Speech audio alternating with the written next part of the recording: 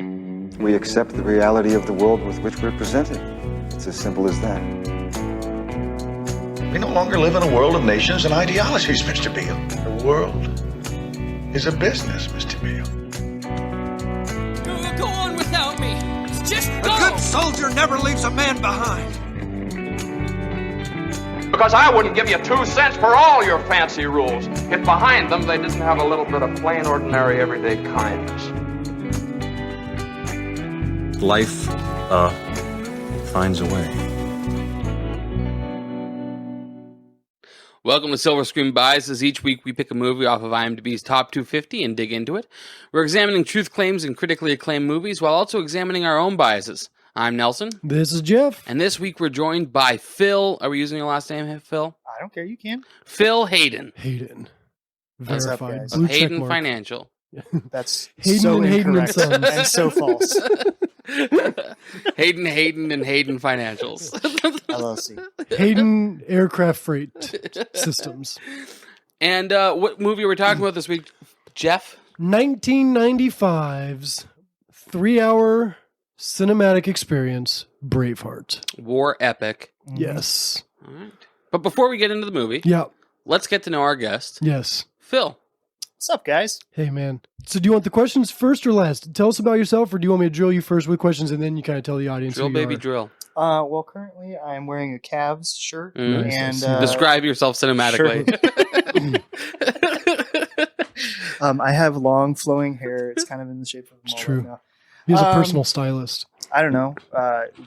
Questions about me? I guess I've spent most of my life in working in the church world. Mhm. Probably, I'd say 18 to 20 years.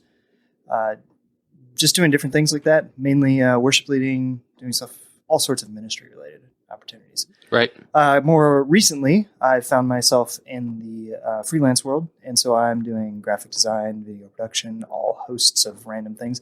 A lot of entrepreneur stuff, business-related things. I've been working with a lot of businesses, and more recently, I've been doing some consulting work. So that's been fun. For financial stuff, right? Yeah, for financial stuff, because I'm so good at financials. When he's not defending people in court. or fighting air fighting That's things. air freighting. I don't know how that industry works. Frightening air freight, yeah. All right, so as listeners know, we got 3 questions for you here, Phil, just to kind of round out who is Phil Hayden. So what's your political bias? How would you describe yourself when it comes to politics or governmental things? That's funny because I remember my 8th grade teacher asking me that question when I was in 8th grade. 8th grade? Yeah. And you shouldn't have a political identity in the 8th grade. Well, that's what I didn't know what I was. And I said, because he was like, do you lean this way or lean this way? And he described both of the sides or whatever. And I said to him, I'm like, well, I think I lean that way. And he's like, no, you don't. Oh, no, you don't. And I was like, oh, I don't. Not if I can help it. Because as he was describing things, I remember him saying well, this side really has care for people and they do a lot of help towards humanity things or whatever. Republicans. And and then he's like, this side cares about business and entrepreneurship and things like that. That's The also Green Republican. Party. I'm confused now. It's all good. But that's the way he was describing it to me. And I'm like, well, the one side kind of sounds like Jesus, but the other side sounds mean and greedy. So I told him I was that. So And he was a Democrat. and he was like, he was like, no, you're not. You're this one. And I'm like, oh, okay, I am. And then I went home and asked my mom and dad. I'm like, am I this? And they're like, yes, you're that. So Did he know your parents? no. He just knew because of the fact that I was raised in a church and evangelical church that Right. I lean this way. So from that age to about I don't know, till I would say college, I identified as a Republican and Right. was like, that's what I'm supposed to vote for. That's how I'm supposed to believe, things like that. It wasn't until I got into college that I started leaning probably more towards a libertarian kind of view. Started to experiment politically? Yeah, it's dangerous. Dipping my toe in the water there. Drinking the forbidden fruit. Yeah, that's it. Yeah. Because it's The forbidden Now fruit I'm of free market liquid capitalism. Did you stick? yeah. So that's and I would say I probably still lean more in that moderate area right now politically. Yeah. It's weird because whether you're left wing or right wing, chances are you don't really identify well with the party base and the party line. Mm-hmm.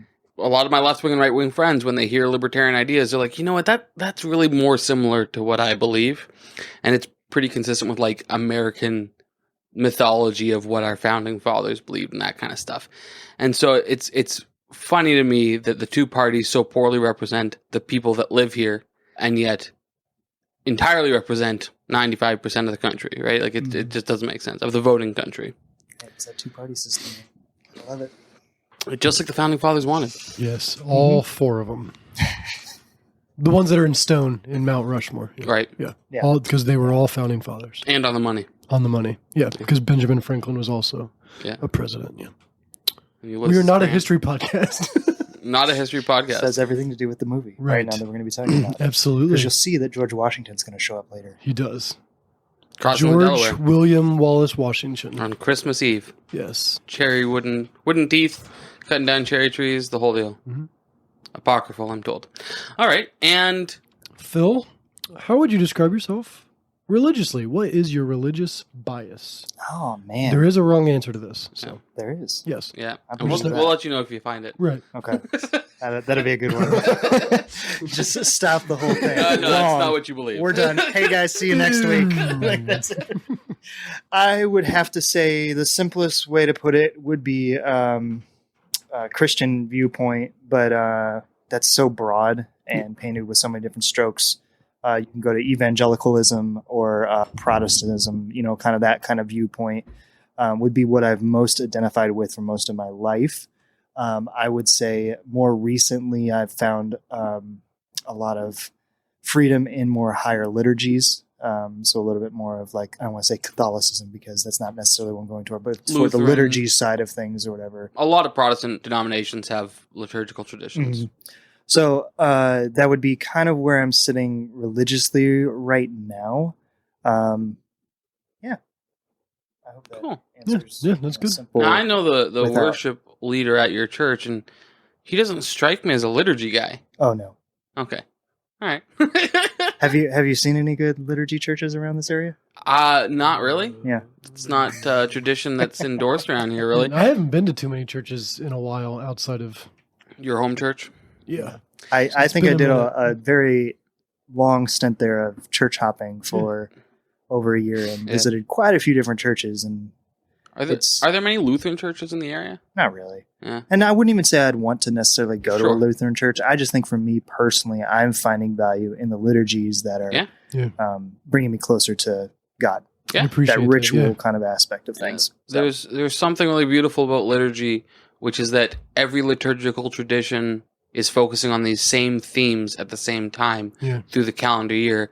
And I've heard it described as like the heartbeat of the church. And I really like that because like it gives, not to use the Roman Catholic term for Catholic, but church universal. It kind of gives this feeling of like everybody's focusing on the same thing that I think sometimes we lose out on in more modern Protestant traditions. Yeah. Mhm. They both have their benefits. Yeah. Yeah. There are times I grew up Baptist or in a As did Baptist I. church. There are times not necessarily liturgy, but just there are times where I really miss good old hymn structure. sing or something. Well, not even just the content, but just the way things are structured and the way things are organized, and just I don't know, there's been freedom in having just this freedom of expression and this freedom of like this just open style type of worship and stuff where like you can modify it, you can change it, you can adapt, like it can be You molded. have to have But a there- base in Yeah. order to grow off of. Yeah. And I think like a lot of Protestant churches and evangelical churches utilize their base as a moving target. Yeah. And so like every week it's something new. Like how can we make that base bigger and better and then build off of that? Right. And so with your evangelical church, or sorry, your more liturgical style Yeah. churches, it's like, here's your base. Now, if you want to get crazy, like this is where the standard is, you're going to have to build off of that. Want to get nuts? Let's get nuts. Yeah, and there's strengths and weaknesses to both sides. Right. Mhm. Because there is a staleness that can creep in with that. Yeah. But also it's good to have foundations. Yeah. And on the other side, without foundations, you can get way off base real quick. Right. But it stays fresh. So, and there's more strengths and weaknesses to both sides than that. But like that's the big stark contrast right away. Yeah. Yeah. Awesome. Any more on that topic? I'm good. Cool. We don't need to dive into that. Last That's not what we're doing. question. Last question.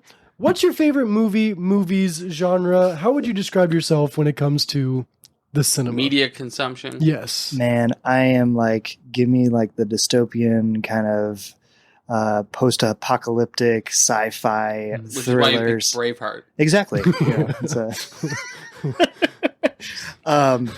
yeah, that would be my bread and butter. Like, and I would even say more so recently. There's been so many more shows that have kind of popped up around that instead of like movies. Yeah. I think back in the day there was like you had your Slim Pickens, you got like The Matrix, and that's like all right, that's about as far as that goes. Blade Runner. Yeah.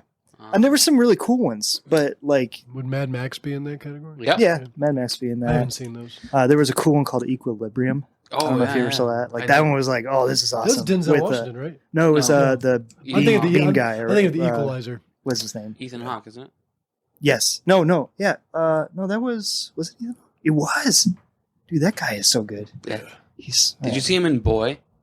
Yeah. Boyhood? Yeah.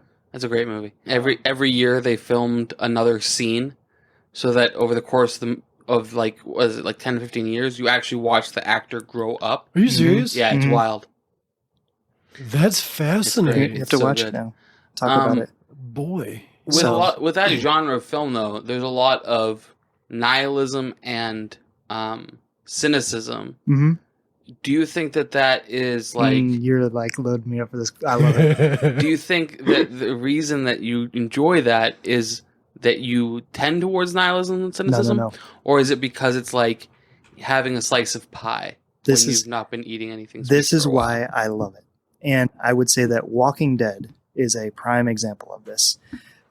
When you enter in these post-apocalyptic situations, you are now faced with an area where you have to figure out morality again, because everything, the game has changed. And so like you see these characters now struggle with the idea of like, what is morally right? What can I get away with? What in this new way of society and thinking is going to be what we're founded on and what is truth? And for me, I'm like, it's so interesting watching those characters develop that throughout movies, develop that throughout, well, in this case, TV shows. I mean, Walking Dead's a great example because now you're in like this zombie world and like, what is right? Like you're killing things all the time. And like, now how do you treat another human?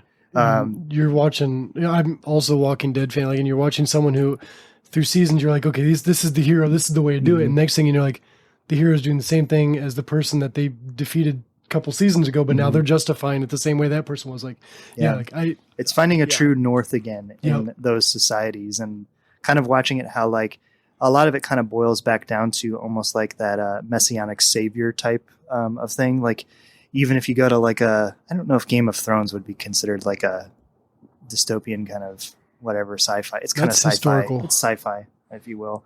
But like they eventually more political thriller with dragons thrown in. The reason I started giggling there, you had said the rules have changed. I was out walking the other day, and somebody had a great big flag hanging off their porch. It says, Trump 2024, the rules have changed.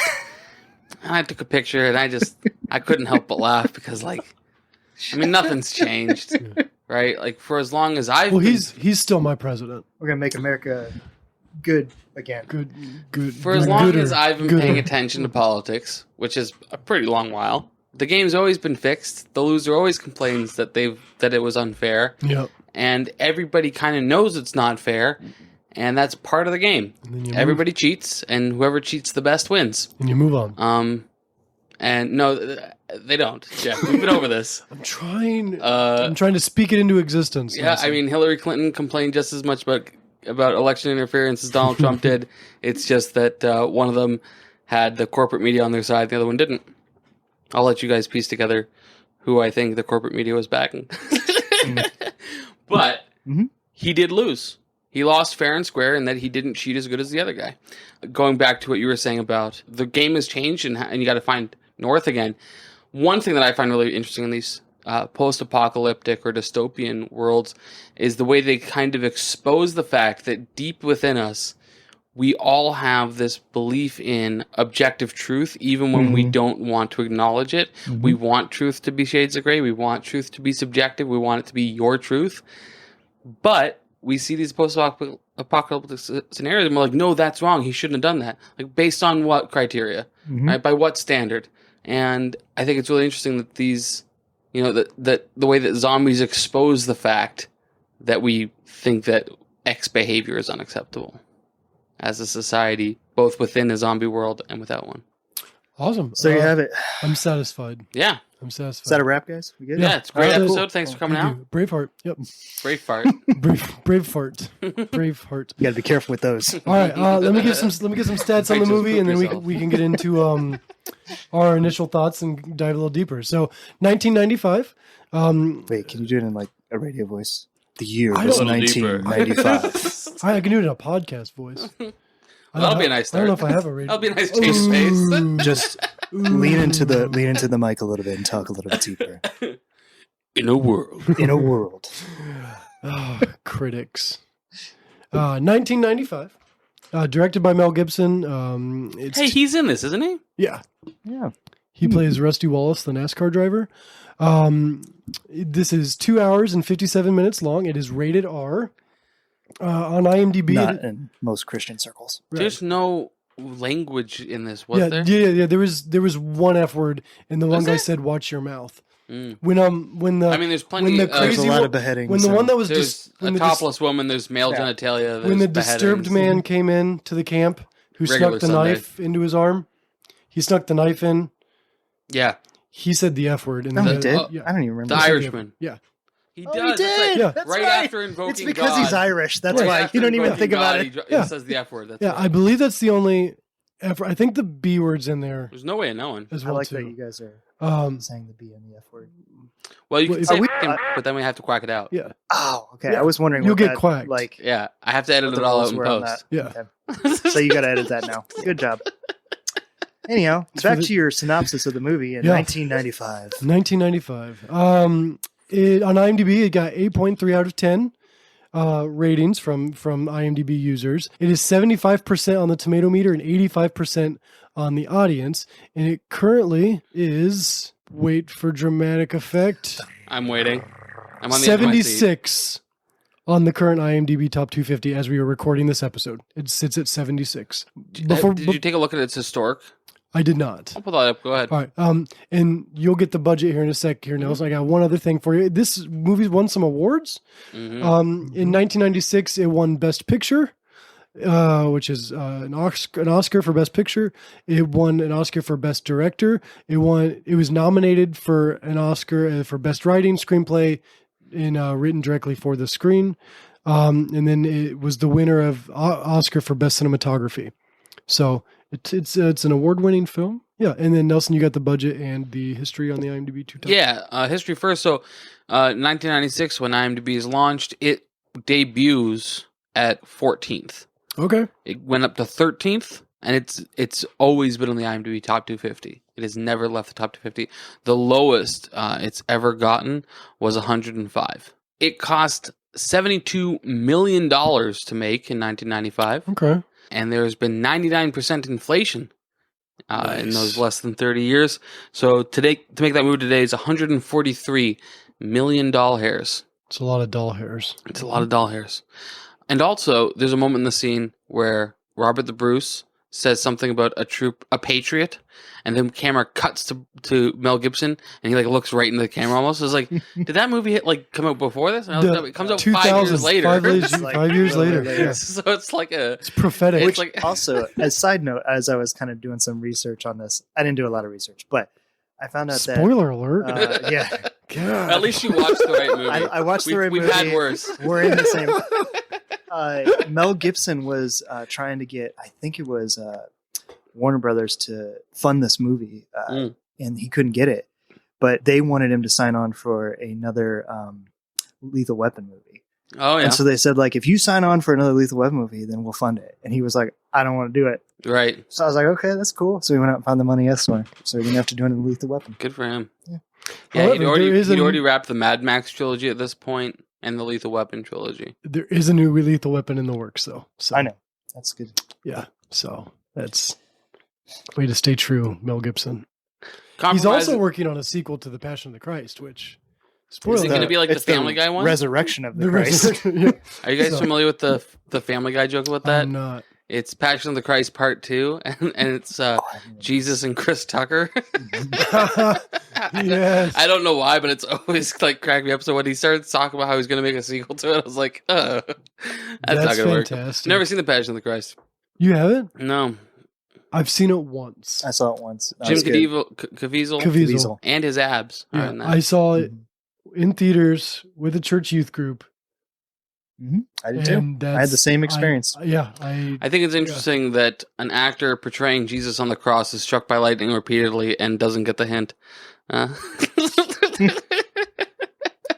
Oh, he's got like some cult following now too, doesn't he? That checks out. I'm That not. makes I'm not sense. kidding. I remember him being in the news. Wait, when you say cult following, do you mean that euphemistically, or does he actually have a cult? No, he actually is like a part of a cult or something. Oh. We should look that up or something. Yeah, somewhere we got along- time. You know, Jim How do you spell Caviezel? Cult. I don't know. Just let Google fix it for you. Yeah. No. I mean, this whole podcast is AI. So, Yeah, we do lean on ChatGPT a lot. yeah, because our writers are all on strike. Oh yeah. So, So when I search Jim Caviezel cult, the two things I have is from the Daily Beast, which is a left wing, Yeah. very left wing, how Hollywood's quote unquote Jesus Jim Caviezel went full QAnon. That's what it was. It was the QAnon stuff. And then that he was Vanity into. Fair, Jim Caviezel decries, quote, the adrenochroming of children. I would not say QAnon, as somebody, and I don't think we've ever talked about this on the show. we haven't. And I'm actually very Oh, unfamiliar gosh. with the QAnon stuff. Well, I no, don't- no. No, we just We've, straight up. we've never talked about that on the show, but this other thing. What's the other thing? As somebody that was basically in a cult, QAnon's not a cult, but it is heavy conspiracy theory stuff. That's yeah. Um, See, I knew I was in the absurd. right kind of area Yeah. with him. I was like, he did something weird. yeah, you're what it was. close enough for a drone strike. Oh my gosh.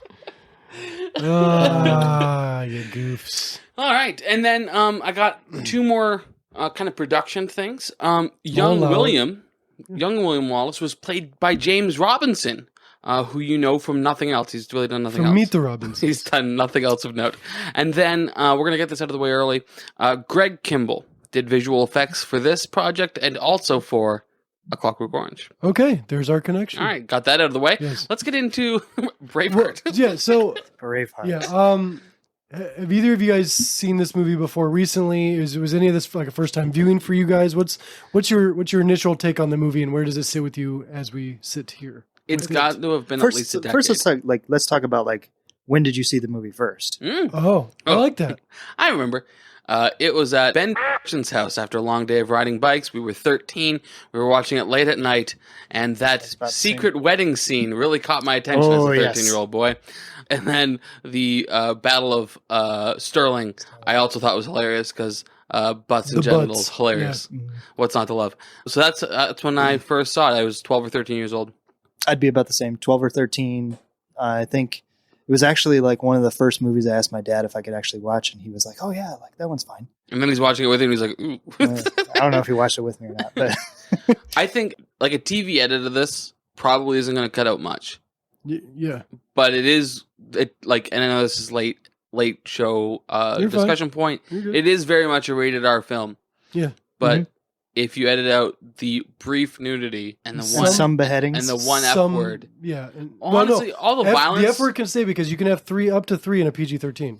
No, I'm just talking about like if I'm showing it to a 13. I guess yeah. Gotcha. yeah. I'm saying like So, the legally you can have three. All in the a violence, PG-13. I think a 13-year-old boy can handle just fine. Mhm. But just because of the nature of 13-year-old boys, I Now, think you should cut some of that nudity. Now, I will say, and I know we're jumping ahead, but like, let me answer my own question. first. when did you watch it? I don't remember.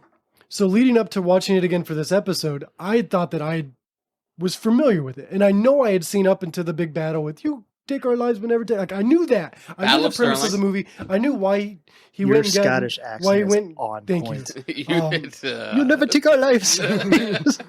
Punjabi William Wallace. I love it. There's the sequel. But- Gandhi Part 2. Oh gosh. But I assumed that I knew the whole story. Like, so I don't know if I ever finished it.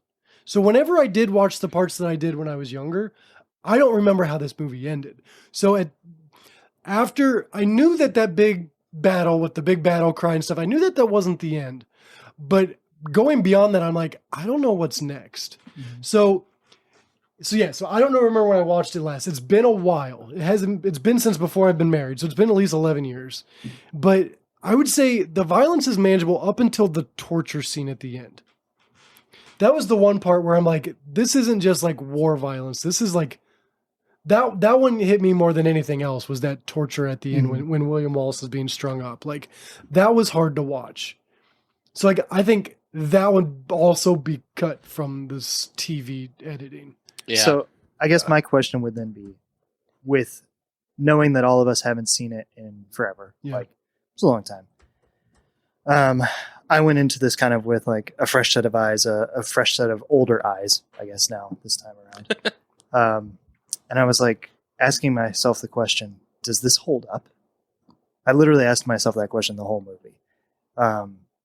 And I'd be interested to know. I like to paint general broad strokes. The episode with that question? I like to know. You're getting ahead of yourself. I'm sorry. But no, we could talk about it. Because like I like to point in general broad strokes and then bring it down to like more minute details.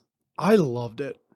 I was vibing with this movie the whole time. Like I was like, first of all, I forgot how good the soundtrack was. Soundtrack is James Horner. It's amazing. We've talked about him before. He did Titanic. He did. There's another one that we've talked about that he does really well. Like another one that's on the list. Hold on. The music alone, it doesn't matter what freaking Braveheart says when he comes up to the battle. It could have been anything. He'd be like, "Sons of Scotland, show me your." And I'd be like, "Oh, this is so amazing." I'm like gonna cry right now because it was so like that is so well done for a score. Yeah. So my week and more specifically my day-to-day got hijacked. And so I wasn't able to fit it into my schedule like I hoped. And so I watched this on 2x speed. Okay. And I got to say, the movie loses a lot of its potency. Yeah, the soundtrack's a little off. Yeah. Now, if you listen to this podcast at 2 speed, then Nelson just did the song in 4 speed. So so it's... So one thing I noticed is, as you said, the speech, I don't care what he's saying because the music, blah, blah, blah. Yeah. I did the speech at 2x speed, and I'm basically just reading the subtitles to keep up. Mm-hmm. And it's a relatively good speech, I think. And I actually have it here in my notes. But, like, when I read it, I was like, this wouldn't have been enough to change the minds of these men. Oh, yeah, that's what I thought, too. But, the original was supposed to be, like, 4 hours long, and they had to cut it back. So I'm sure there was probably more... Maybe a half hour of that was the secret wedding. Do any of you guys know, like, are any of you guys up on, like, the actual historical? Yes, I am. Okay. So was there, like, did William Wallace do a big speech before that battle? Like, is there documentation? It's not documented. That's not known. No. Okay. I just didn't know, like he's just known to be a great, like, war hero. And, yeah. Some of the big historical inaccuracies, the film kind of compresses really like a couple decades of events into what seems like maybe 6 months to a year. Okay. William Wallace was not lowborn. He was a noble. Mm-hmm. He was one of several nobles. In fact, not just the one. In fact, in the Battle of what's the name of the city? In the Battle of Falkirk, when he gets betrayed by other nobles, one of the nobles that turns and leaves, actually we have documented, we know was there and buddy? Stayed. Yeah. Princess Isabella from France would have been a child and never actually, and they probably never met. And the Battle of Stirling, which is the first one, where they show their butts. Yeah. In the Battle of Stirling, there was the Battle of Stirling Bridge is the full name of that, and the bridge was a major tactical point. And then the Battle of Falkirk was fought in a marsh. There was also a bridge in that one that was a major strategic point. Leaving out all these bridges. They love bridges up in Scotland. I've got a production note on the bridge. This was the abridged version. The extra hour was bridges. Oh my goodness! The extra hour was secret weddings and bridges. It was just Wes Anderson shots of bridges. Is what it was. Yeah, the Wes Anderson cut of this movie. So. This is from IMDb. When asked by a local why the Battle of Stirling Bridge was filmed on an open plain, Gibson answered, "The bridge got in the way." The local answered, that was the English. That's what the English found. So That's good. yeah, But it would have, like, I don't think it would have made for such a cinematic, awesome battle right. scene. Like, that is one of, like, I do remember looking back on that and rewatching it now. I was like, this is just epic. Yeah. Like, there's Yeah. just so The- much stuff happening. The right raising now. of the spears in the Yeah, it ground, was- like Mhm. that. If It was. if that this was had been like a incredible. series instead of a movie, and they didn't do it as a bridge, I think that's a bigger fault Mhm. because you have the time. Earlier, when you were giving your answer on did you enjoy it, I was snickering over here, and Phil caught my eye, and I was like, "Oh, I gotta stop looking at what I'm You guys looking are at." making eyes. What I was looking at was I know that there's a lot of continuity mistakes in this movie, but I don't know them off the Oh, top is of my there head, really? so I pulled it up. So. That's right. Nelson's just googling. That's secret- actually why I secret couldn't wedding. finish the movie. I paused for too long at the secret wedding. No, so visible crew and equipment. During the full attack at the start of the Battle of Stirling, Wallace repeatedly shouts, "Hold!" And in the wide shot, right before Wallace finally shouts, "Now!" as the horses gallop towards the right side of the screen, you can see a white car at the left side of the screen. Are you serious? Mhm. In a major fight scene, two soldiers on opposite sides are jumping and spinning and tapping each other on the heads with their swords, and that's what I was giggling about. It's just like they're just goofing off. They didn't know cameras were rolling or Because something. those days filming are Yeah. like they're Yeah. horribly long. Yeah. So And all that for like a literally a second shot Yeah. that's in that montage. And I know that there's a watch on car somebody's in wrist there? that's exposed. Somebody's wearing Nikes. Like there's like little things like that like on a high budget film like this they take super seriously. Yeah. But I understand how these mistakes slip in, but also with the budget of this film, like they shouldn't have. they slipped shouldn't in. have slipped in. Yeah. Mhm. I did. I mean, so Mel Gibson, if you're listening, I didn't see any of them. I didn't catch any of those mistakes. Yeah. So there's two things that I'm still thinking here. Like one, I didn't hear. Did you think the movie held up? So I think the movie holds up great. Yeah. It's a little rough at 2x speed. Oh yeah, that's really questionable. Yeah. No, I think some of the reaction shots where like it's two people looking at each other across the room in modern cinema that would have been greatly reduced. Oh yeah. And that might actually have been where the whole extra hour was on the cutting room floor. It's just people looking at each other. But I think otherwise it really holds up. It's the ways that it's dated. I don't think hurt it that much. No, I agree. What was the second question? Well, the second question is I think there's a few more things that we missed for what's historically accurate in that. But there's because there's one thing I There's a want to lot. talk about too, like the prima nocta thing is like a bunch of BS. Oh yeah, But I that have literally like holds on to that literally hinges Wait, part of the whole movie. the beginning that where yeah. the you can England go takes- sleep right at with- first yeah. night. that didn't happen. So there's dispute among the historians Okay. whether or not that's ever happened in any culture anywhere. It's only ever documented as the other guys do this, but we don't have any hard evidence On the other guys. the other guys ever saying this is Okay. what we do. And you'd think that if they had it as a right, that would be documented Right. somewhere. So there's no strong which is evidence hard of it. because like that's kind of a crucial hinging Yeah. point of the movie. Literally everything falls on. Well, Which- and then there's a second one, which is when he does return home and they're doing Highland game type sport, and his childhood friend says that the English outlawed them from training with weapons. No evidence of that ever happening. Okay. And then the third one is when I guess it's actually earlier in the movie. So the first one, when his father is being buried, Mhm. they're standing and watching He men ain't play dead. pipes. He's actually a zombie. Oh no, that's a different movie. We're getting into and- by and his- post-apocalyptic and movies now. his uncle says, they're playing. Oh, they're playing the forbidden song. Playing Song outlawed or tunes whatever, on yes. outlawed pipes. England did outlaw bagpipes at one Thank point goodness. in Scottish history to try and I like suppress the the bagpipe. Scottish culture. It wasn't during Wallace's day, and also it wasn't effective. And it's been attempted also- other times as well. And His father wasn't technically dead. Like it was said that he. it's just an actor, yeah. Well, no, yeah, no. Like, so there's not confirmation that he died. But it actually Yeah. said that there's potential that he fought many battles with Wallace, Oh, Yeah. wow. and then he died somewhere in there somewhere. But Now, if historical accuracy in stories is important to you, check out documentaries. I checked. No, there's a really great one. It's on The Netflix. Da Vinci Code. And I just forgot the name of it. While you're thinking about that, I'll tell you what my bias was about this whole thing is. I watched it through this time, and I felt like it didn't hold up as well as I liked it to. And I say that because of these things that I was starting to find. And what I think the movie did, we can get into a greater conversation about this, but I don't really have answers for it, is it influenced a culture to take historical fact from a movie that's not historically factual. Right. And start utilizing that to shape almost like an evangelical pool to being like, hey, we're, you know. Are you talking about the Scottish independence movement? No, I'm talking about the movie as a whole. Oh, okay. The movie, not gotcha. back in like not its cultural not William effects Wallace, since then. like what's happening in 1996. Okay. The world of 1996. Because in the world of 1996, you've got like this insurgence of new Christian music that's starting to pump into the area. You've got all these evangelical mega churches that are starting to really take their ground and like starting to really root themselves. You have all these books that are coming out. You have all these like this culture of Christianity that's like looking for something to attach to, but attached to something that's like, well, we don't want to be drinking.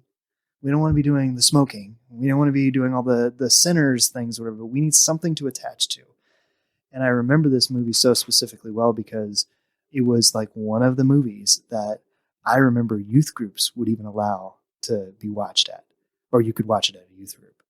Was it like the TV edit version or like the theatrical release? The theatrical version. Oy. What so youth like groups were these? like And how do I get in? I just remember it being like a big controversy because I remember my mom was like, well, you can't go to that youth group because they let them watch whatever. But at the same time, here's the thing. Like the standards are starting to become like, hey, this is a Christian movie.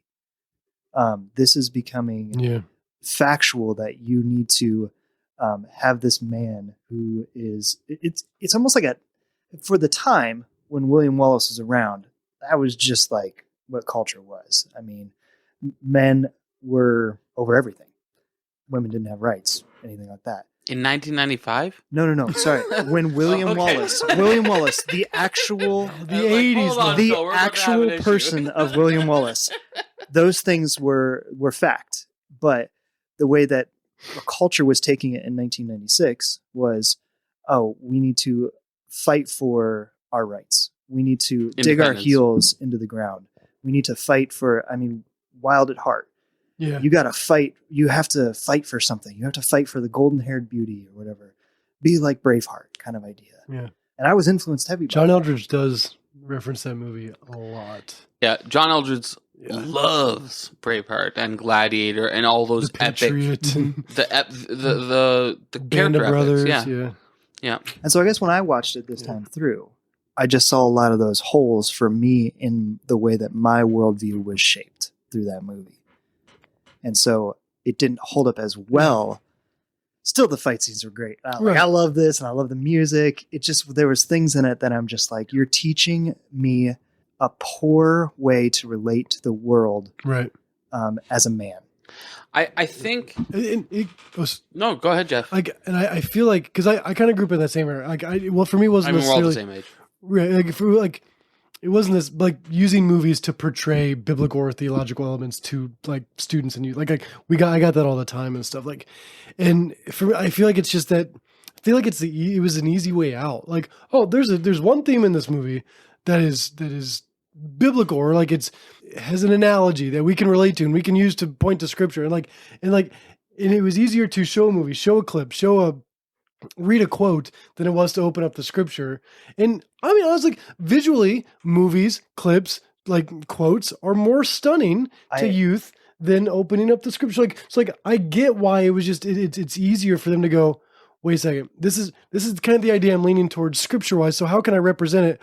This movie's great. Let's talk about the movie. It's like I absolutely agree. There was a lot of that.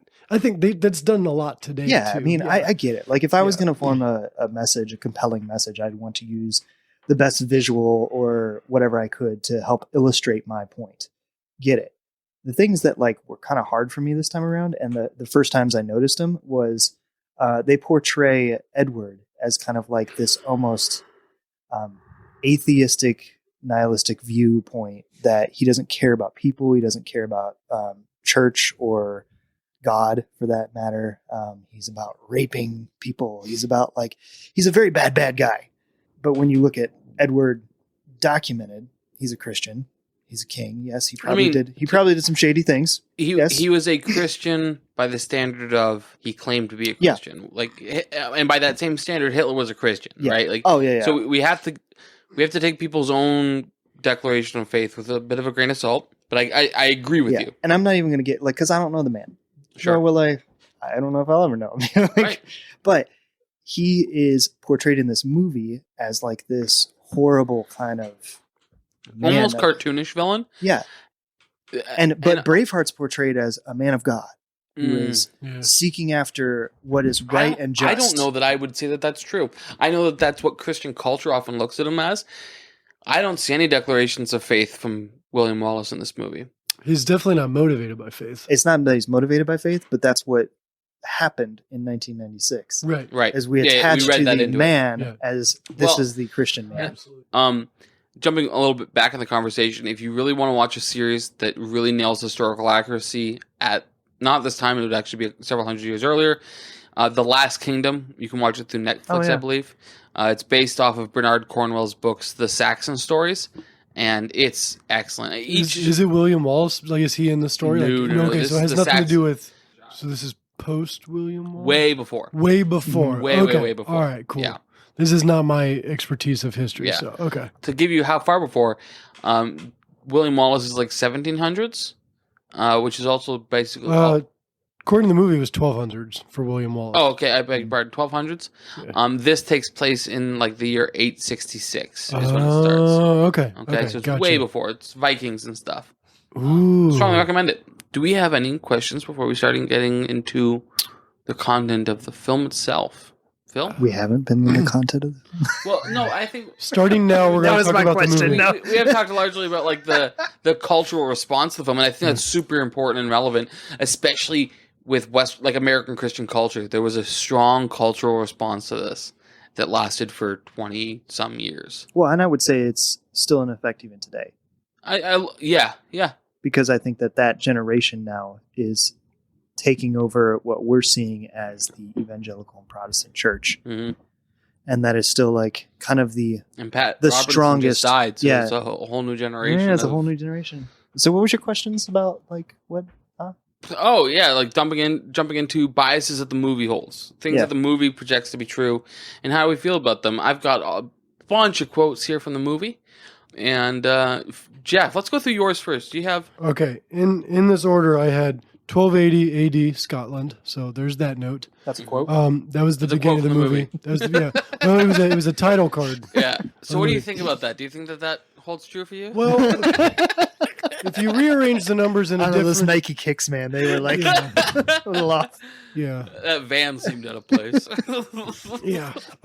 So the first thing I wrote down... More like 1980. Easy, guys. Easy. This is a family show. It's all good. The first thing I wrote down, and we can either discuss it or move right past it, but it was William Wallace's dad to William Wallace, youthful at this age, depicted in the movie at least, youthful. I know you can fight, but it's our wits that make us men. Yeah. So there's two interpretations for that line. Yeah. So I had to look up what wits meant. And then men. Yeah. That's a hot topic right now. Yeah. Everybody can define man, it's woman that we struggle with.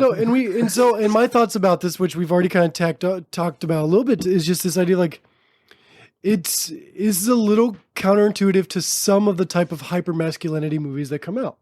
Like William Wallace's father. And you kind of see William Wallace, like he's not afraid to fight for what he believes in, but he's asked multiple times in this movie as an adult, all I want is to grow old, have kids, and farm. So like even he knows like it's not about fighting, it's not about ruling, it's not about brutality. It's like I think there is this beautiful juxtaposition of just like there is violence in this movie. There was violence in his story of real life, but like that's not what the fight was about for William Wallace, depicted in the movie. Like he was fighting for his freedom to procreate, to live a life that like to self-govern. Right. Yeah. And so, and I just, the first thing that struck me was this idea of like, for a movie that's very much a movie, the message that William Wallace is living out throughout the movie is very much, it's not about the violence. It's not about how you dominate. It's just about what's worth dominating for. And that really struck me. And I thought that was a theme that was played out through the whole movie. There's a comedian I recently that I like a lot, and he when his daughter was born a few years ago. No, sorry, he has a son first, right? And his son's born, and he holding his baby son. He's like, I would die for this. Oh, I've heard. Yeah, I know what you're going. And then later he has a daughter, and he's like, I would kill for her. Yeah. and it's just interesting how like that hits you different, you know. Yep. And so William Wallace, like he, as portrayed in this movie, in order to win the heart of his wife, he knows that he needs to put away this kind of bravado, and he's okay with that. He is down. He didn't come back home to start a revolution. No, he came back home to settle Claim down, his land, to farm, and they brought the war to him. Right. And I know throughout the movie, like there's lines that hint at like he feels responsible for his wife's death, but if you take him out of the story, she still dies. Right? Because she was killed for fighting back against a rapist English soldier. Right. Bit the cheek right off. Mm-hmm. The top cheek, not the bottom cheek. And then for clarification, last episode, or actually several episodes ago now, I guess, when we did the Kubrick anti-war movie. Oh, Paths of Glory. Paths of Glory. Paths of Glory. You asked me, and I was honestly surprised by the question. You said, Nelson, are you anti-war? I was like, it was a devil's advocate question. Okay, I couldn't tell. I couldn't read your face. I thought you were asking sincerely. I was like, Jeff, have we never discussed war before? No, I said that I only thought that there was one legitimate purpose for war, and that was money. Yeah, that's right. To pad the wallets of Halliburton. No, it's independence, right? Yeah. The American Revolutionary War, I think it was a legitimate war. What we see here is William Wallace getting put over the edge of what he's willing to tolerate in tyranny. Right. And he snaps. And he snaps a couple times. And just wondering, sorry, I'm going to You're allowed to pause on this this podcast. You're good. So with that train of thought, Nelson, what do you feel about like the Twin Towers and that war? Lord of the Rings. To quote the great Ron Paul, they don't come over here because we wear blue jeans. They're over here because we're over there. The tragedy that was 9/11 was a provoked event from our decades of meddling in Middle Eastern politics, and we knew there's ample evidence that we knew that this event might happen and did not act to prevent it. It is my suspicion, and this is purely conjecture conspiratorial, that it was similar to Paths of Glory. This was an allowable tragedy to allow for a war. So, and we know Pearl Harbor was that. So, boil this down for me, very simple terms. Yes, justified, no. No. Okay. That's all. Yeah. I agree. I agree with what you're saying. Were the deaths of people in the Twin Towers not tragic? No, it's not what I'm saying. Absolutely tragic. But we provoked it, and the repercussions that we paid them were not in kind. In fact, often not metered out on the people even responsible for it. Okay, sorry. No. I appreciate the questions. So yeah, I think that this is a really good example of a just war until after retaking Scotland, he invades York. At that point, he is now the tyrant. In my opinion. Let me think about that for a second, because he hadn't achieved his. I don't think he had full independence then. So like I don't know if he was the tyrant yet, because like he still hasn't reached what he was fighting for. So like he still had justifiable reasons. He was still fighting for freedom at that point. He didn't have freedom. Yes, but that does not require. Freedom does not require tyranny. Right, but you said you said freedom is from your perspective, you said freedom is the only reason for war. And so he would say that once you reach the end of your country, But you're good to go. but Once he, you reach the end of what you recognize Right, to but be he- your land. but he said, but they still didn't have freedom though. England still had control because Well, but he was in England could control. But rebuild England and had come no, back in. But England had no armies, no standing armies there, Yet. no troops there. That doesn't yet, mean they wouldn't right? come back. And I recognize that William Wallace's exact quote was, "You won't unify, and because of that, they'll come Right. back." If you don't get the weeds out of the ground, the weeds will come back up even if you But can't see them under the ground. But hold on. Gotta So, drain that swamp. so William Wallace says to the other lords, "Because you won't come together, they'll come back." Right. Right. What part of that means? And so I must invade England. What other option though did he have though? He literally he was in a room. The other option he had was to not get up and leave the room. At this point, You think he was going to bring that room together? narrative wise, Without getting them to no, show their because that butts? doesn't make for an interesting movie. Okay, but But if this was factual, if this event, if this specific thing was factual, would you have just walked away and been okay? I tried. I'm done. no, Okay, you continue to defend. right, which is what he did. No, No, he he then invaded. invaded. That's the opposite He- of defense. I don't know. Okay, let me ask you. Do you think the invasions of Afghanistan, Iraq, Syria, Yemen, as a result of the attacks on World Trade Towers, were legitimate? I don't know. I don't know much about those to have a formulated opinion. If I'm not trying to take the easy answer out, like I don't know much about that. Okay. I know more about what happened on September 11th than I do everything after, everything before. I don't Okay. actually know much about the war on Iraq. All right. Well, so, then let's so make I'm not trying to. But let's make it a personal hypothetical. for just the movie though. Let me Yeah, for go just ahead. the movie. And this may even turn into a sports analogy. Yeah, typical Jeff going to sports. Badminton? Let's score some goals. No, villain. We'll say if the villain is inevitably going to come back. So Steph Curry Okay, is the villain in this scenario. Is that a sports? He's a sports That is guy. a sports guy. Okay, Yeah. if the villain is inevitably going to come back, For another does championship. us run. as the defendant making the first move automatically make us now the tyrant just because we know like it's not in it is us being aggressive can still be a form of defense knowing that they are So- going to attack whether we make a step or not. Okay. Like- So the people in the city of York. Yes, All right. Not New of- York. York. York. Let's clarify. Yorkshire. There We're was mixing our Pudding. metaphors here. there was the king's nephew Yes, who was not oppressing Scotland. He was governing York.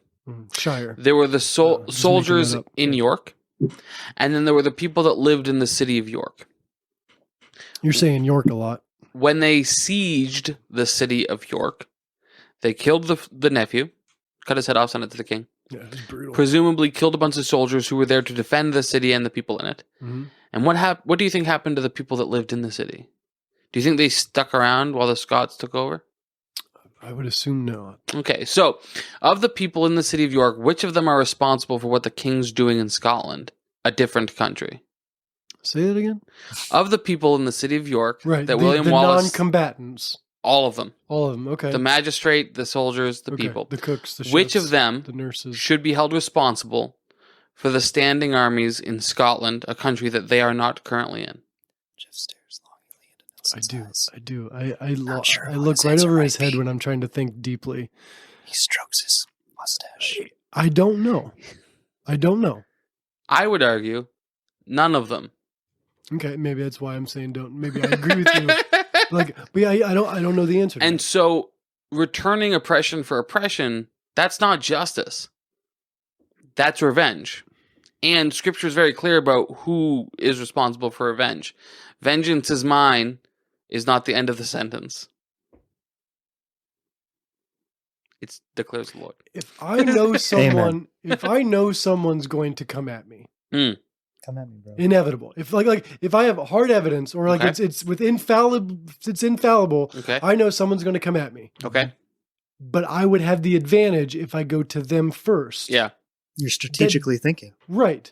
And that is in defense of my life. All That's not in me go I'm not saying every act of this is this scenario that I'm fleshing out here. Like I'm not justifying all acts of aggression, but just specifically for this movie, like you'd said that he became a tyrant at one point. Like I'm just trying to flesh this out. You're like, I still don't think Okay. Well, let me He was ask still you. in defense of his country, knowing that they were going to come back. They were going they would continue to rebuild and come back, rebuild and come back, rebuild and come back. Doesn't matter how many people he takes out on Ireland, as long as there's people over there that can still rebuild and come back, that was going to continue to happen, which meant more deaths on Ireland. If he goes to them, that means no deaths on Ireland, and he can eliminate the pest problem before it infiltrates the stump. You know? That's called blowback or retaliatory violence. Sure, those are big words, but I'm just saying, I think those are logical and tangible reasons for defending your country. I'm not saying and that doesn't make you a tyrant. I'm not saying it's illogical. It doesn't make you a tyrant. I'm saying though. it's not moral. Oh, well, all of this is not moral. I didn't know that was your question. So if it's not, none of it's moral, Nelson. The tyranny of it is the immorality of it. Are you familiar with the movie Minority Report? Tom Cruise. Tom Cruise. Never Not on the top seen it. 250. I've never so we're seen not going to have to cover it. But Sex. the It's a good one. Fits into my realm of like sci-fi. All right, great. Phil, give us the elevator. I do pitch not for know the Minority synopsis Report. of this. Minority Report is How it should have a ended. futuristic society, which is not too far off from our own. And in this futuristic society, we now have precogs. Precogs work together to determine a crime before it happens. Okay. Minority Report functions to arrest these people before that crime actually happens by using these precogs, which are these kind of like people that have been put into a cognitive state and they see dreams of what might potentially happen as someone's about to murder someone. And so then the Minority Report go out in their little like futuristic police cars and they go like into someone's house during a heated conversation that a precog has potentially seen someone murder someone. And then they arrest that person before they commit the murder and then they're put into jail. Problem in the movie is that the precogs then just start to have differing viewpoints on what the murder was. And they start to realize that the precogs aren't actually maybe giving them the full scope of what that murder was. And so they're going off of evidence that's not fully fact. I think Now, you just described A Few Good Men. I which would is a argue, different which we've Tom- also not seen. Tom Cruise movie. I would argue. Thank you, Phil. I would argue that even if the That's why precogs I'm were fully infallible, Okay. punishing people for crimes they've not yet committed is unjust. Okay. Could you see it as punishing them for crimes they already like? He was going after England, not the people just farming. Like he wasn't going for the whole country of England. He was going for the politics of England. It's like, could you see it as him punishing them for what they've already done, not for what they were about to do? So even that same mindset of like he's still getting retribution for what's been done because All like right, they so- still haven't. Ireland still had not seen justice at Sure. that point. In a sense, the people of York, through their taxes, have funded the oppression of the Scots. Oh, you're going there. Okay, so I'll So give. it is the I will, peasants' fault. I will give Kill you. 'em all. I will give you that the peasants have some responsibility in the sense that they funded it. But if they don't But- tax, they get their head taken off. So Exactly. right, So they don't So have- England needed to be. Thank you, William Wallace. Thank you. No, You're proving my point, no, Nelson. no, Jeff, no. You're falling right into my hands. No. It was a trap. Just like in Minority Report, where punishing people for crimes that they've not yet committed, that they actually don't even, and it occurs in the movie that people don't even recognize that they're going to be committing these crimes because they're crimes of passion, for I wanna see example. this movie Yeah. now. It's good. So somebody's going to commit a crime of passion in 48 hours and they get arrested for it and they're not even aware of the situation they're being arrested for. And then you find out that the precogs don't actually have perfect knowledge. And similarly, William Wallace does not have perfect knowledge. He's got a really reasonable expectation of what might happen. And on that reasonable expectation of what might happen, he then oppresses the people of York. I don't think that that's justified. Okay. It's still tyranny. I'll allow it. I disagree, but I'll allow it. Phil, what do you think? I just never thought we were going to go there with Oh. this conversation, which is fine. I appreciated that. And I don't disagree with your thoughts on that too, because I think that what you're talking about is actually proving a little bit of like my distaste for it this time around. Okay. Yeah. Is saying that like what that instilled in the men and the people that are watching this is that like, let's get my revenge. Let's get what's due to me kind Right. of idea. And I do have to say, for Nelson, that pushback was brought to you by your father. So, Timothy Hicks, that goes out to you, my man. Love you, buddy. Is he an avid listener? I was talking to Tim. This is a little sidestep here. I was talking to Tim a while back, and he, avid listener. He's going to be a guest here soon. Great dude. No thanks to Nelson. Timothy Hicks, great dude. In fact, it's the inverse. The inverse. Thanks to Tim, I'm an okay guy. I agree with that. Tim came up to me. He's like, "You need to push back a little more on my son. I just stop being so agreeable." I'm like, "Well, I agree with what he says." So this was so Tim, that was for you, and it was real. It was not. I appreciated that. There was a lot of tension in the room. I loved it. It was felt palpable. I loved Felt it. good. I loved it. This was nice. It was hard though because Let's push back on each other more often. Deal. No, I disagree. Oh shoot. No, I get what you're saying, Nelson. I do. It's a gray area. Yeah. In defending for the people you love and the thing that you're most passionate about in the life that you dream to have, we will make choices that could or could not be mistakes. Oh yeah. And yeah. I think absolutely. he was justifiable in everything he did, but in some aspects could be deemed a tyrant. I can see your points, but I don't think that's the only. Sorry, I'm using my hands and I guarantee like a televangelist. Picking up on the you're mics. going to hear this throughout all of Jeff because Jeff just taps so passionately when he's in a. Sorry, I've had a very emotional day. And I'm fired up today. I will give you that everything He's ready he did to was go. rational. Yeah. Everything he did was rational. Yeah. I don't think it's justifiable. Okay. I think those are All different things, but certainly disagree. rational, especially in the terms of war. Okay. Like, Were there terms of war? No, there wasn't terms of war. There was not. There was not.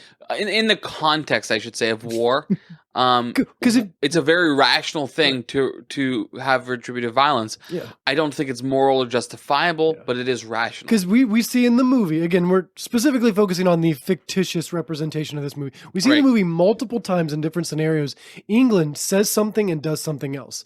The manipulation of the soon-to-be queen or the dude's wife, Isabella, like the manipulation of her and how they use and then the entrapment of William Wallace when he we see that all the time, like where they say, well, so there were definitely no one was following any guidelines of war in this movie for sure.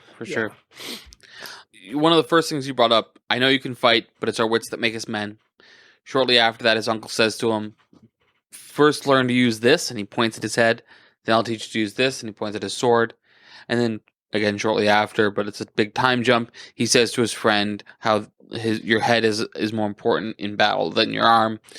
It's really interesting that even though this is this is a war movie, this is an epic, what the movie repeatedly states but doesn't show is that your character is much more important than your ability to fight. Yeah.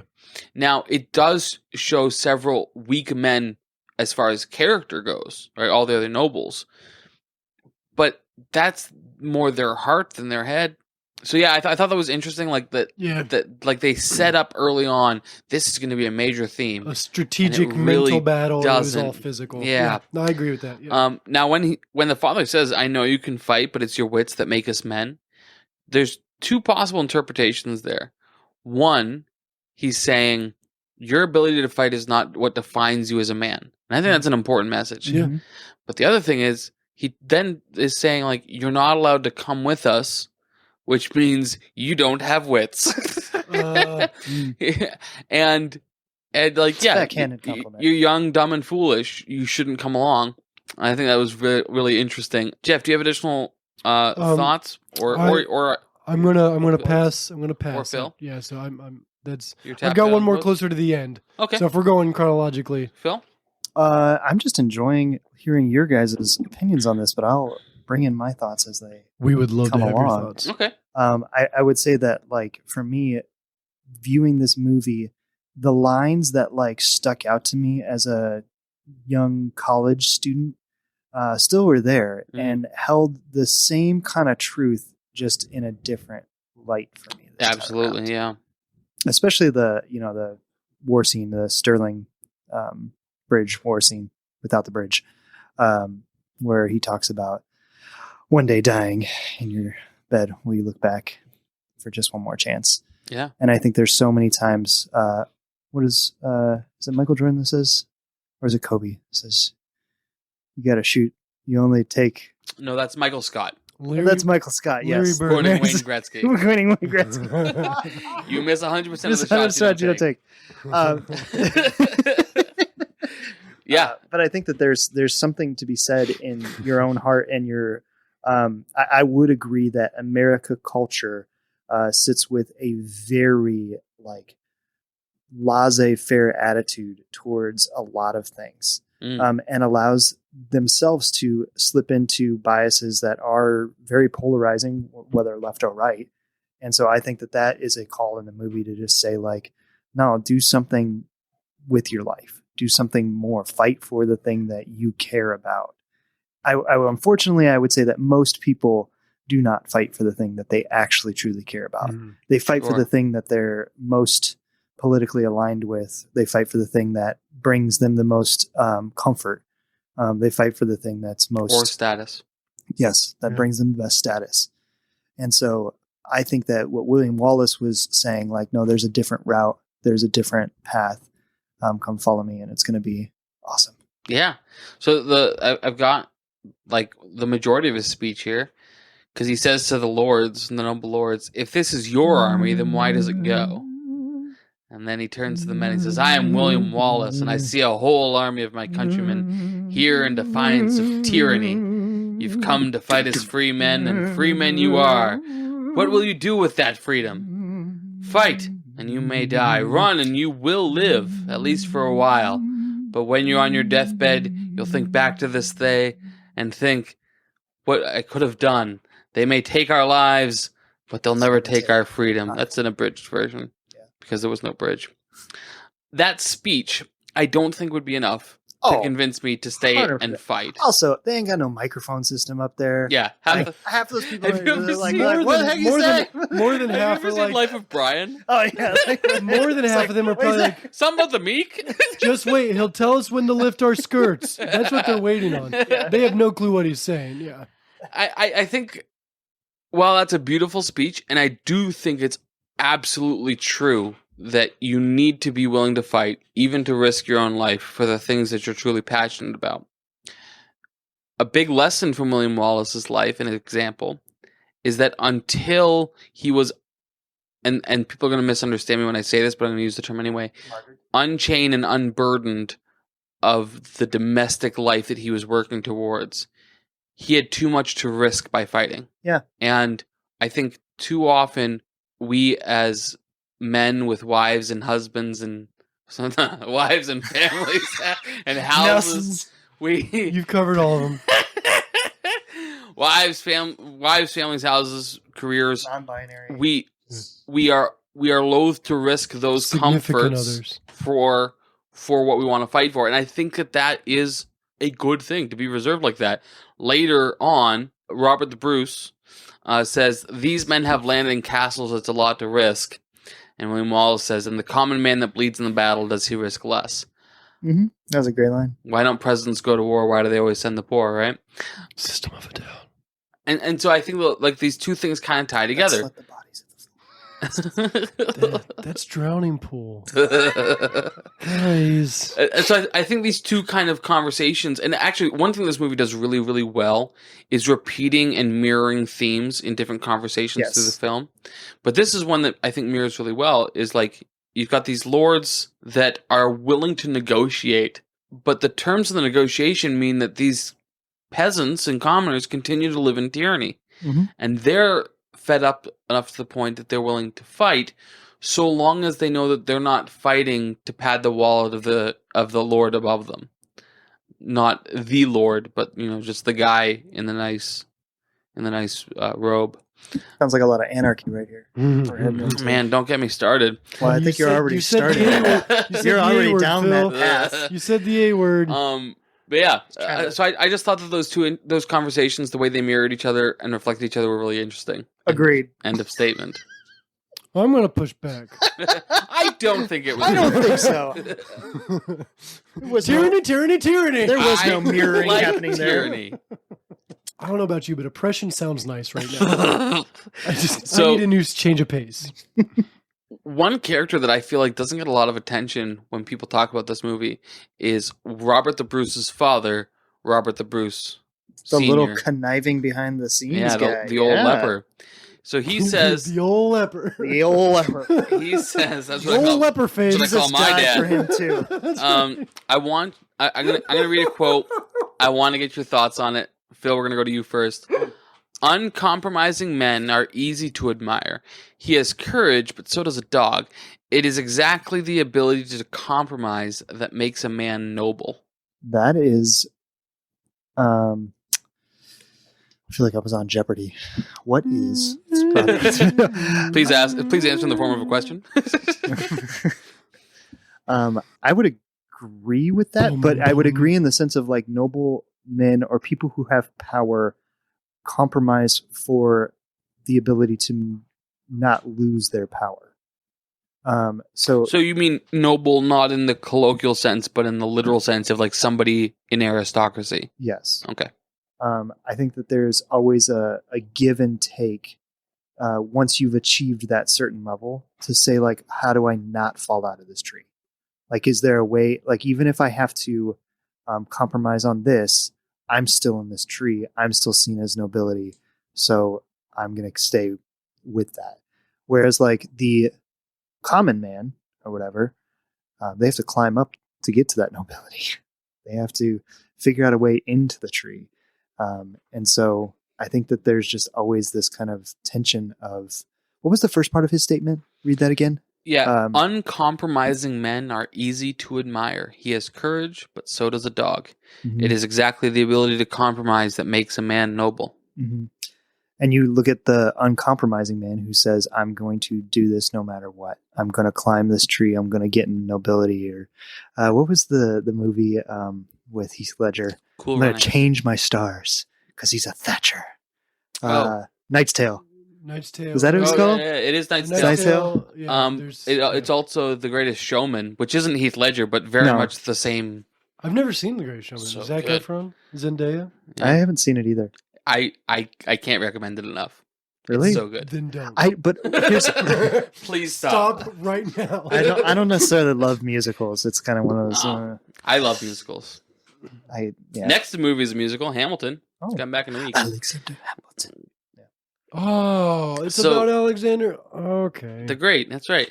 So, Jeff, your thoughts. Uncompromising men are easy to admire. He has courage, but so does a dog. It is exactly the ability to compromise that makes a man noble. My dog has no courage. Also, side note. Courage the Cowardly Dog. Can you read the last part of that quote again? It is exactly the ability to compromise that makes a man noble. I disagree with the last part.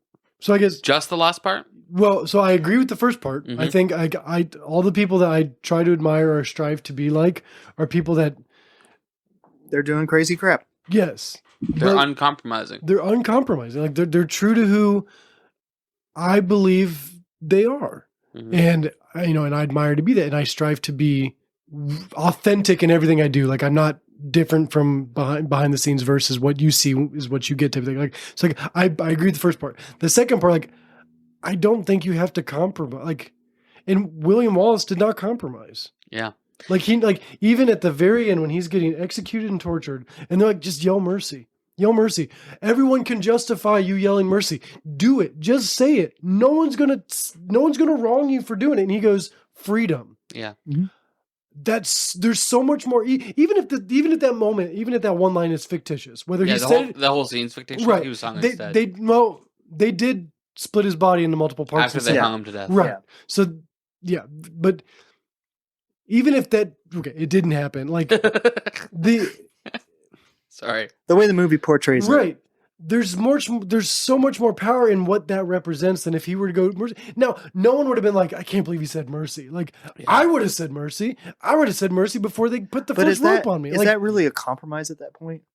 Like, I mean, we're talking about death at that period. What I think that he's talking about. I think if you don't do it, it's certainly uncompromising. yes. And so, almost just by the nature of the way language works, if you do it, it is compromising. In layman's terms, it's like, again, no one would fault him for it. Right, Mhm. right. And that's For different. protecting his own, like he's not putting anyone else in danger by saying mercy. Like he's now not endangered anyone by saving himself. But like it's like I agree But with that personally. I guess yeah. the way I look at that statement of what Nelson's talking about is it's a power statement.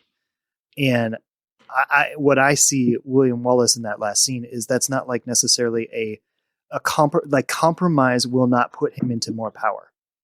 Like compromise will only allow him to have mercy and have kind of a sweet little send off or whatever. Whereas like he actually chooses the other path, which would have been the dog running around. And he's basically like, no, I want to continue to pursue this craziness. Yeah. Whereas, but he's also got nothing to lose. Right? Yeah. Oh yeah. At They've this already point, taken everything from them he's they can done take at from this him. point. So it's like, because what your statement is dealing with more is about like the nobility who are already in that They're form already of power, compromised. and they're already trying to figure out Well, what I to just do. realized that the reason that word is used the way it is, like a politician that's compromised. What we mean by that typically, you mean like they're, and I've never considered it in that context. Right? You see the Is light that they bulb go have off above Nelson's head. He's denouncing everything he believes right here on air, live for all to hear. A politician that's compromised is He's turning a Republican who owes something to Hey, a Democrat. to political. What are we about to see? He's evolving. I'm sitting on the edge of my seat. No, if anything, I'm digging in more. It's a Pikachu. So actually, earlier today, I was having a conversation that made this line really stick out to me. Somebody asked me, "Is pragmatism antithetical to being principled?" Those are a lot of big words. He's speaking in tongues right now, so let me translate for you. So pragmatism is like when you're willing to compromise on things to move forward a political agenda. That's practical. Practical is another word for it. Right. Slightly different connotation, but very, Right. very, very similar. For layman's terms, for Jeff's terms. And the question was, is it antithetical to being principled? Right? And my knee jerk on it was that I wanted to say it wasn't. But when I thought about it, what does antithetical mean? The two ideas are incompatible. Oh. What does incompatible mean? Oil and vinegar. Yeah. Like you can't have one. Oil and water. Much like love and marriage, you can't Tracy have one without the other. No, the opposite of that, I guess. So the reason this line stuck out to me so much is because after thinking it through Just for need a a little translator bit, for Nelson, and I think this podcast would take off if you had a translator for Nelson. Well, Just our say, goal like- is to have someone do a podcast about our podcast. Yeah. So there's going to be a breakdown of our I episode. see. I see. Explaining my autism. So if anyone's open into starting that series, hit us up. DM I hope us. people don't interject on you as much as I'm doing right now. But go ahead. No, you're fine. This is great. You're fine. In order to be pragmatic, you are, by very definition, going to compromise on your core principles. Okay. Right? Now, with aristocracy, it's going to look a whole lot different than it does in modern democratic politics. Okay. You need to slow the down and help I'm sorry. half of the people who are I'm listening sorry. understand the words that just came out of your mouth. That's really fair. Because I know I'm sitting here and I'm like, I think I understand. That's really fair. I always nod. I always I just just nod. I know. I always just assume people are keeping up with what I'm saying. So You're dropping a lot of big words. You're very academic right now. I love it. I'm actually kind of I'm attracted to picking you the right now. vibes up good. But yeah, just all right, so think high school. yeah. No, think third grade. all right. I'm gonna explain this as if I'm explaining it to my daughter. I think that's probably best. So Probably still over our heads, yeah, but it's fine. Sophie's Go ahead. brilliant. She's Yeah, this wicked is smart. Okay. So if you're being practical when it comes to politics, you are going to have to make compromises and negotiate on the things that you claim to be your core principles, the things that are of most and highest value to you. okay. Yes. Well done. So you're going to take deals that you wouldn't take otherwise because you know it's going to further your political agenda. We see this explored in a lot of cinema in different ways. In this particular movie, the way it's explored is you've got one guy who's being constantly told he has to compromise to maintain his status as an aristocrat, as somebody in the nobility. This is Robert the Bruce. Robert the Bruce. And then you have this other character who only gets more and more and more dug in on his principles. I would argue he does compromise on his principles in some way with retaliatory violence, but For the user who doesn't understand what retaliatory is. I thought you were going to Oh, define it. I thought you were waiting gonna for answer you that. to, like, repaying in kind for what you think is Thank an you. injustice. So like, you strike me on the cheek, I'll strike you on the cheek. Ooh, cheeks. I do think William Wallace goes across the line there, as we already talked about. Yes. But this movie, like a lot of the movies we cover, they have a big staying power because it has to do with somebody in a search for identity. From the moment we see William Wallace as an adult, he knows who he is, and he doesn't change. The character who has a story arc in this is Robert the Bruce, who has got this back and forth tug of war of, am I going to be a man of principle or am I going to be pragmatic? Mhm. And finally, at the very end, after William Wallace martyrs himself, he stands up for principle. Which leads to the sequel, which was horrible. There was a sequel to Braveheart? Oh, yeah. Wait, what? Yeah. There's a Braveheart too? No, it's not called Braveheart 2. It's called it was horrible. I don't even think it made it it was really bad. Any of the same creative company? It was supposed to be based off of Robert the Bruce. Oh, okay. But I don't remember. There was let me get the date Was here. a In Braveheart. 2019, there was, according to IMDb, they refer it to a spin-off of Braveheart. And it's the same actor, Angus McFadden, who played Robert the Bruce in Braveheart. Who has the gnarly goatee. He plays Robert the Bruce in this movie, and this movie is called Robert the Bruce, King of Scots. I'm assuming none of us have seen this. But yeah, so it's not a sequel, but it is a spin-off with the same actor playing the same character. And there also, while we're saying this, it is worth noting, there is a movie that Netflix did in 2018 called Outlaw King, and it is also about Robert the Bruce. Yes, and that's very good. I have not watched that either. So there's two, and one is seemingly connected to Braveheart. I also, in my research for this movie, I Googled Braveheart memes, and they As all researchers do. Yeah, I mean, it's very lackluster. Dedicated guest. When it comes to memes. mean, And yeah. I was like, there's not really a Braveheart meme that I'm like, oh yeah, I really recognize that one. Other than maybe freedom or something, but that's not a meme. That's Yeah. I mean, you need a good punchline for a meme to really take hold. they're not really good memes. I've got one last quote from the movie to discuss before we get into wrap up, unless you guys have things that you want to go over.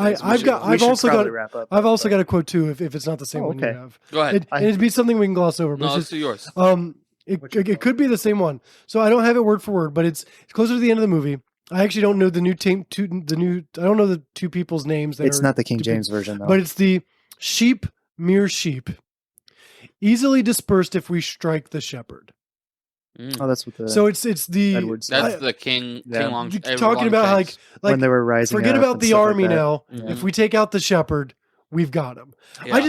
That was just a striking line, and that's something that's Hail Hydra. Cut off the head and two more will really come up. well, not from that perspective. exact He didn't say opposite, anything yeah. about the heads coming up, but I just thought that was a very striking line and a very militaristic a perspective of, Yeah. of a military strategy. I don't It's also think kind of a that's stupid perspective. I don't think it's accurate. It's not Because it's accurate at all. if- That could even fire them up even more. if you will. It'll- reversed you'll martyr it them. and it was you killed him, Yeah. there's another tyrant that's going to rise up in his place. So it's Right. it doesn't matter. That was the last thing I had. All right, I've got one last one. William Wallace says to the gathered lords after the Battle of Stirling, "You're so concerned with squabbling for the scraps from Longshank's table that you've missed your God-given right to something better. There's a difference between us. You think the people of this land exist to provide you with position. I think your position exists to provide these people with freedom, and I go to make sure that they have it." This is right before he commits an act of tyranny. But what do you think of that speech? I'll go first and I'll throw it to Phil. I think that line there proves that William Wallace would have been in your camp, Nelson, of libertarian. He thinks that there's a anarchist. legitimate use for governance. No. That for the act of freedom Yeah. for every single individual. Sure, I'll give you that. So government for freedom, not government for control. Yeah. So just going from on that specific Yeah. line, that you could sway to the fact that he's wanting everyone to have their own ability to do what they want in a free, respectful way. Right. I would, government just providing the ability for freedom. yeah, I would give you that if there is a legitimate use for politicians and, Right. and nobility, etc., that is it. Yeah. Never I'm mind. more interested in what your little squirreled away thought is for why you chose that, because I feel like you have this thought out, hey, I want to tell you about some sort of libertarian thing of why this. No, I've already said my thoughts on this, which is if there is a legitimate use and purpose for politicians for monopolized governance, that's it. To secure and maintain liberty. Mhm. However, in every single circumstance where we've attempted that, it's always become people that compromise to secure their own status, which is what William Wallace is fighting against, but doesn't realize that the thing that he's fighting against is right there in the room with him. Mhm. Because he thinks they're on his side, and they're not. They're on their own sides. Yeah. And I would say, in my opinion of all that stuff or whatever, especially that quote, I think that we fight frugality a lot, and we don't dream as big as we possibly could dream. And I think what he's even saying to people who have wealth, who have nobility, who theoretically would have, like in our modern world, Government power. government Political power or power. celebrity status or like wealth and money or whatever. Yeah. Like what he's saying to them is like, you're still being frugal because there's bigger dreams that can be given. And those bigger dreams are through generosity. You're and thinking inside the basically- box. Yeah. versus- Basically like this world offers so much more. Yeah. And freedom is like really the start of that world. Phil, I like what you said because like I kind of take it to when scripturally when the people were wanting a king, and God's like, you don't need a king. You know, oh, you've got a king, like you've got the all knowing, like the king, The king of kings. right? And essentially the people they're thinking they've boxed their idea of what they think leadership is, versus what God's going like, no, I've got something better for you, but if you want it, you're not going to like it. It's inevitably going to be your downfall. Like, so I feel like it's that same thing. Like they're thinking within this construct of what this type of structure that they've either become familiar with or they think is the definitive idea, but they can't get their heads to wrap around this idea of like, no, freedom, like real freedom. Well, and I would even say that freedom is a hard thing for people to understand and taste, especially if you've lived in bondage for so long, like that you don't even know what true freedom feels like and true freedom is going to offer you as you live your life. And for most people, especially in this movie, when we're talking about this movie, like there was a lot of oppression from like the villagers to servants to whoever else is like this. There's this huge oppression. And I think that there's not a clear definitive idea of what is freedom in this movie, other than it's a concept that we want to go after. Right. I think the closest they get to freedom or liberty as a concept in this movie is the right for Scotland to rule itself. But as established even within the movie, the lords of Scotland cannot come to any kind of Unify. agreement on who should rule Scotland. Yeah. Wrap up questions? And on that note, Yeah, that sounds good. Or does anybody have any final thoughts before wrap up questions? About the movie or just about life in general? Yeah, life in general. No, I've got something The about Trump movie. indictment. Oh gosh, that's another movie. No, I think I'm ready for wrap up. You guys are good. Yeah, Okay, and some cool. of these wrap up questions we can actually probably skip. We covered them early on. Maybe we just touch them real quick. Yeah, we'll gloss over and we'll get fill them up real or quick. Fill them up. feel them up. All right, so I don't like that. Would you guys change the rating of this movie? No. It's rated R currently. I think No. it would work. I think it would work as a PG-13 movie. They could edit it down. just fine. Yeah. It doesn't need to be A R. made for TV version. Yeah, I had two notes just within this wrap up. I just want to say the comic relief in this movie, because there were moments, the butts, like things that were done like that you chuckled at as you're watching this as a viewer. It Like was- the bolting out of his. Yeah, like some of the lines that were stayed that were more like I liked the dialogue in some of these movies that were meant for like, oh wait, like that were kind of like out of this like. Yeah, my favorite thing is when the Irishman is like, he looks at William Wallace and he's like, I've been talking to the God today, and he assured me I'm okay, but he doesn't know about you. Yeah, I guess that is. There's two F words because he says, Yeah, because "But he's you're-" like, that's why I was like, I didn't want to say it. I'm like, I think that's what he said. Yeah. yeah, quack it out. I do think it should be rated R still, but like I thought the comic relief was really nice. I thought Yeah. it was well done. I think this movie was well written. Yeah. The storyline, it was not choppy. It flowed great. In my other note here was, getting into the next question, and I'll give my thought first then. Would you recommend this film? Absolutely. I would recommend it. I think it's a great movie. I think so. If you're looking at it for historical accuracy or for spiritual formation, No. get out of here. No. Like, that's not what this is for. But if you want to be entertained, or if you want something to inspire you, to kind of like to rev you up, if like this is a good movie to watch before you go work out. There's like one of the great, yeah, I think, stories or messages of this movie is what a man can be driven to. What a man. But there's other movies that also do that, and I think some better ways. I don't. Waterboy. I don't think you watch this specifically. movie for any of the lessons from the movie, but I think it's a great movie worth watching. Yeah. Phil? I would say if I was going to recommend it to someone, I'm like, if you don't know William Wallace's story, it's a nice like taste into it, but it's not historically History accurate. adjacent. And it's one of those things that'll make you feel like, oh, that's kind of what it was like. Yeah. Yeah. This is a real fun fact. I think it goes with what we're talking about here. Wallace, this is from IMDb. Wallace's two trusted captains throughout the film were Hamish, who is Scottish, and Stephen, who is Irish. Hamish was played by an Irish actor, and Stephen was played by a Scottish actor. So they swapped the actors' genetics for the characters' genetics. Yeah. All right. So last, has it aged well? I think yes. I think so. Ooh, I think controversy. I've already answered this in a sense. Like, I think that it aged poorly through the release date to about like 2010. Oh, okay. I got you. Because I think it influenced our culture in a negative light. Specifically Christian culture. Christian culture, Yeah. yes. I agree with that. I would say now looking at it, I think we've moved past that in our like kind of our Christian viewpoints and things like that. Yeah. So like if I was to look at it now, I'd be like, okay, it's fine. Like, cause I think that there's enough dialogue and conversation around what it means to be a man now in church.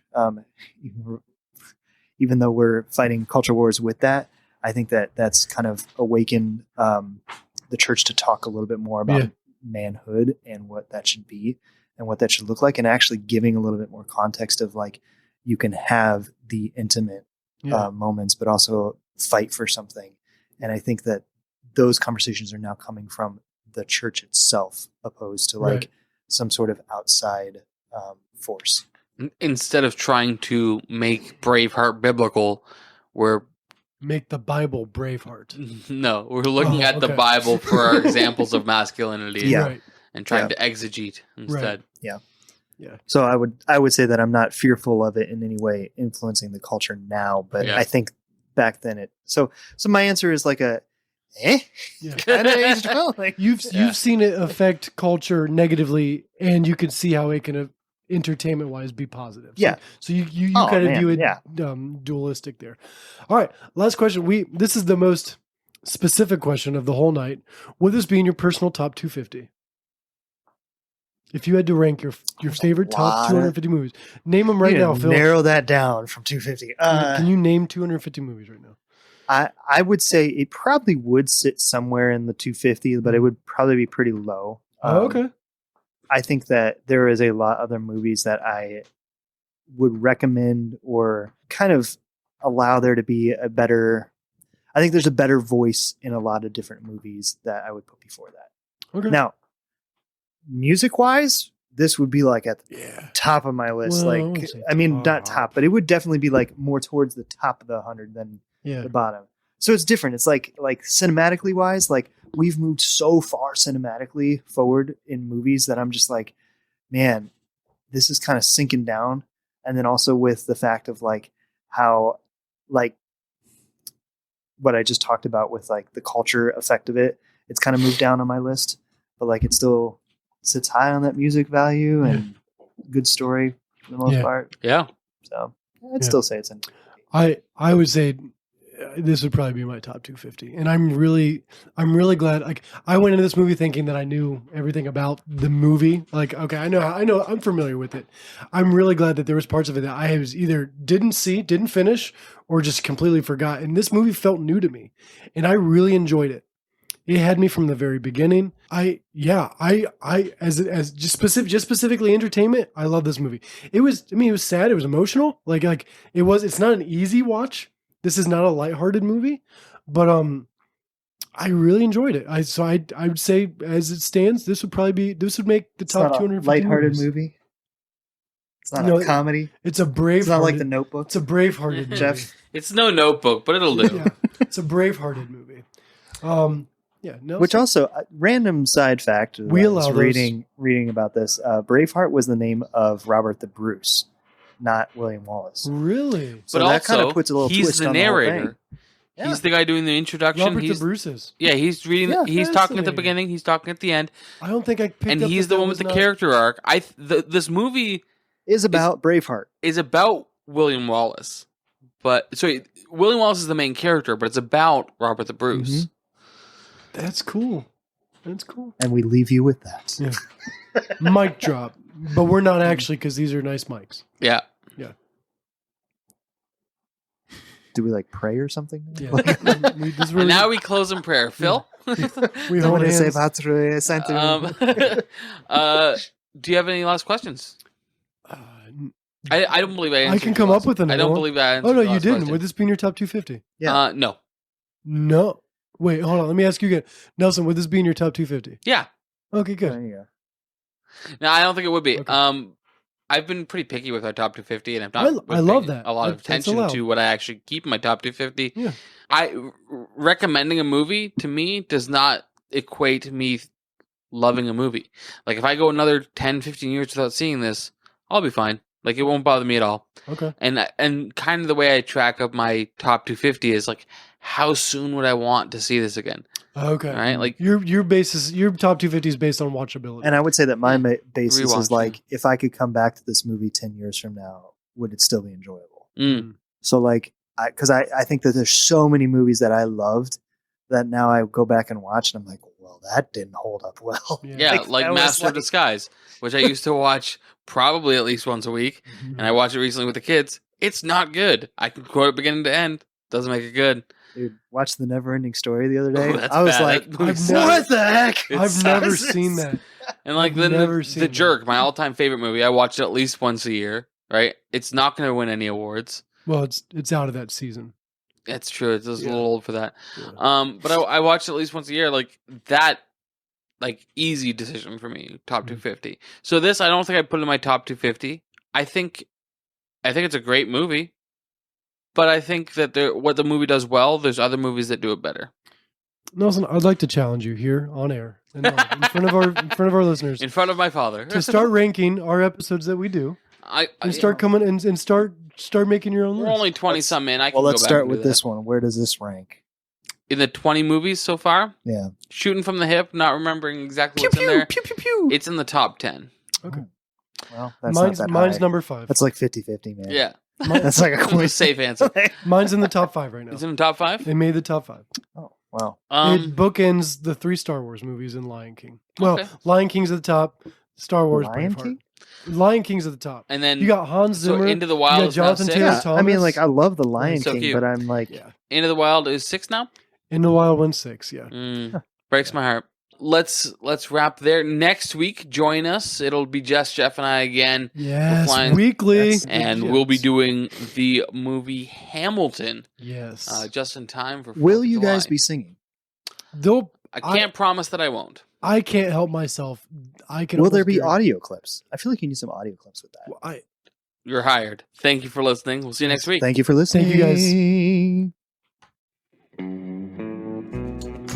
Thanks for listening. We had a great time putting this together for you. To join the conversation, find us on Facebook and Instagram at Silver Screen Biases. And on Twitter at Screen Biases. We believe in value for value, so if you found value in our show, we ask you to consider supporting us. Links to our social media and support can be found in the show notes.